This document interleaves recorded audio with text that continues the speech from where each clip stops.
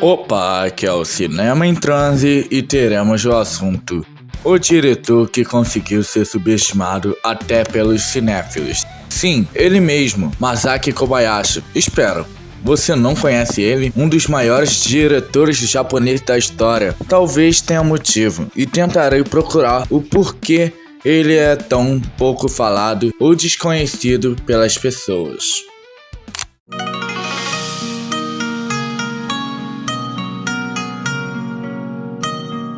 O Masaaki Kobayashi nasceu em 14 de fevereiro de 1916, em Otaru. A família Kobayashi era de classe média alta, e uma curiosidade meio irônica e que faz sentido é que essa família descende de um samurai de Shimonoseki. Mas voltando, os seus pais eram muito calorosos e tolerantes, tanto que incentivou o Masaaki à exploração de artes. Assim, o Masaaki assistiu a sua maior obsessão aos 7 anos, que era a sétima arte, chamada cinema. Assim, em 1938, Masaaki se matriculou na Universidade Waseda, em Tóquio, onde foi ensinado por Aizu Yaishi, um poeta e historiador que ajudou o Masaaki a abrir a sua mente sobre a vida e a arte. Mas ele só foi realmente querer fazer cinema quando a sua prima diretora, Kinuyo Tanaka, chamava-o para ver ela dirigir os seus filmes. Assim, nasceu o seu desejo em fazer. Mas aconteceu algo: Segunda Guerra Mundial.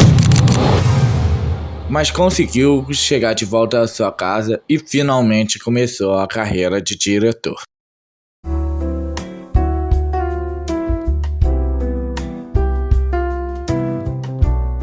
Você deve estar nesse momento desse vídeo se perguntando: beleza, eu sei a história dele e como ele virou diretor de cinema, mas por que você está falando dele? Eu te respondo: simples, ninguém fala dele. Os próprios cinéfilos esquecem dele ao falar de grandes diretores japoneses ou mundiais. Então eu quero ser o Moisés a abrir o oceano cinematográfico para as pessoas conhecerem o mágico Masaaki Kobayashi. Aí você pergunta o porquê ele é tão subestimado. Aí eu respondo no próximo tópico.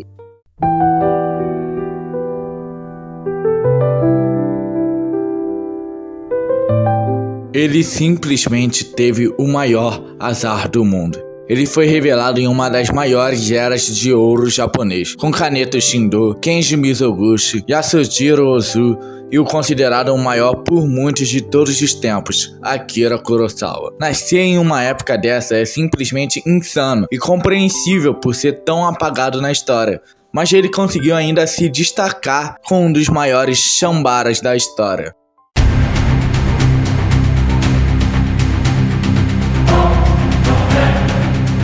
Chambara é um gênero que é basicamente filme de samurai, e o Masaaki conseguiu simplesmente fazer um desse memorável com pouca luta. Sim, esse filme quase não tem luta, mas vamos começar do começo.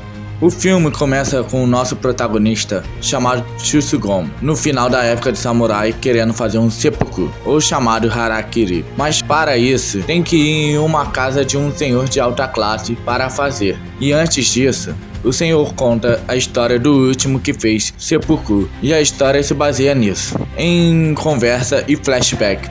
Aí você me pergunta: como que esse filme pode ser interessante e bom? E respondo: Masaaki Kobayashi, porque ele conseguiu fazer um filme com uma premissa chata e lenta, fluir perfeitamente no filme, que consegue fazer seus planos de sequência ser uma maravilha audiovisual, com uma reviravolta simplesmente sublime no final, que você não vai perder em nada em assistir essa obra-prima. Mas se você não se interessou por esse filme, ou já assistiu esse filme, eu super recomendo o próximo.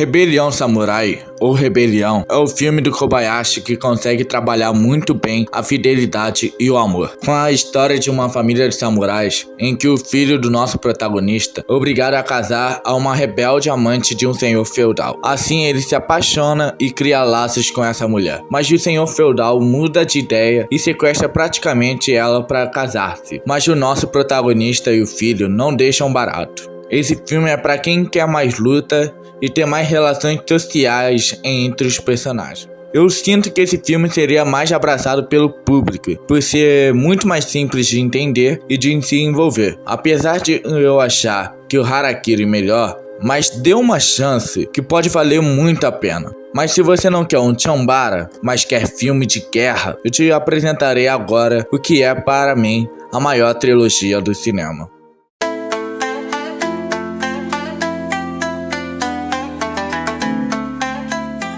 O que eu amo nessa trilogia é brincadeira. Os 3 filmes estão comigo para sempre na vida. O Não Há Amor Maior, Estrada para a Eternidade e A Prece de um Soldado são filmes que conseguem ser independentes de si mesmo, mas que conseguem complementar muito bem. É difícil explicar, mas você vai entender quando der uma chance. Ele conta a história de um japonês comunista chamado Kaji no contexto de Segunda Guerra Mundial, que por não concordar com a violência da guerra, ele tenta fugir dos campos de batalha, trabalhando em um campo de trabalho de criminosos de guerra. E aí a história se desenrola a partir daí. É simplesmente incrível como ele consegue fazer a gente ficar conectado com os personagens, e principalmente com o Kaji, que é um dos melhores personagens da história, e também interpretado pelo Tatsuya Nakadai, que tem um carisma magnético e é muito fácil compactuar. Quando discorda dele, é fácil entender o porquê você discorda dele. E mesmo assim você não se descola dele. E o amor entre a esposa e o Kaji é um dos amores mais memoráveis do cinema. Claro, a trilogia tem quase 10 horas de duração. Não é pra assistir em uma tacada só. Mas num fim de semana que não tem nada, bota o primeiro e aprecia o espetáculo à sua frente.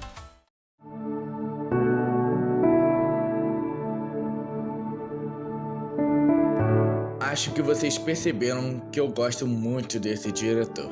E é meio doído ver um cara que mudou a minha visão de cinema e me fez quebrar o preconceito de ver filme preto e branco e ter me dado assim um universo de filmes maravilhosos que só assisti. Por ter dado o primeiro passo com ele, os filmes dele sempre estarão na minha mente e sempre recomendarei. Obrigado, Masaki Kobayashi, por ter me dado tanto, ajudado a me amar com muito mais do cinema como um todo.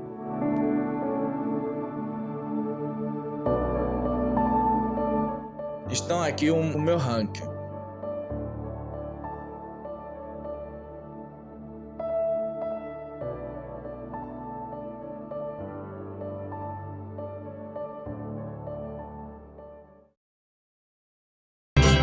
Assim, terminamos o nosso vídeo. Mas que em breve lançaremos um vídeo sobre um diretor famoso por todos, mas deixado de lado na cinefilia.